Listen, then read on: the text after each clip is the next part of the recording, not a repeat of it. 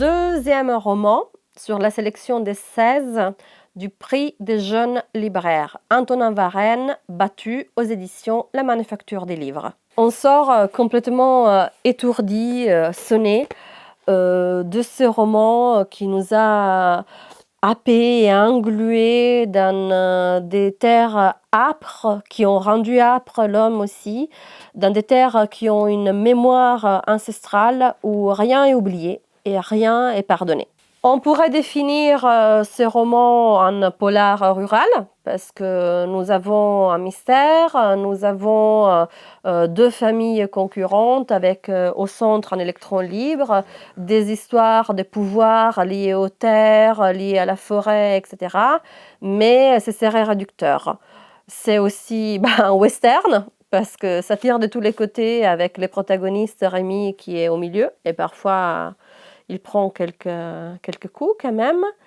C'est aussi une tragédie grecque, parce que vraiment il y a des motivations troubles qui remontent aux générations précédentes, à des histoires passées, etc. C'est aussi shakespearien. C'est une histoire à la Roméo et Juliette entre le protagoniste et la femme qu'il faudrait surtout pas qu'il aime et qu'il faudrait surtout pas qu'il aime en retour. Ce côté indéfinissable est porté aussi par une structure extrêmement particulière. Ce n'est pas un flashback, ce n'est pas un flash-forward, c'est vraiment un puzzle. Ça ne commence pas exactement par la fin, ça commence par un interrogatoire, donc on sait qu'il y a eu un crime, mais lequel? On découvre au fil des chapitres qu'il y en a eu plus qu'un, et on doit suivre et reconstituer le passé, les présents, les emboîtements, qui a fait quoi, pourquoi, etc.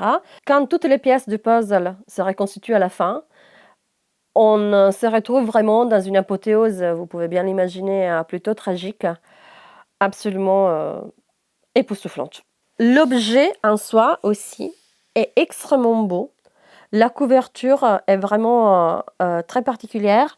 La Manufacture des Livres a cette identité graphique de couper la photo sur une espèce de rectangle qui fait presque marque-page, légèrement en décalé avec le reste de la photo, qui marque vraiment l'identité graphique de ces couvertures, de cette maison d'édition, dont le résultat me plaît vraiment beaucoup.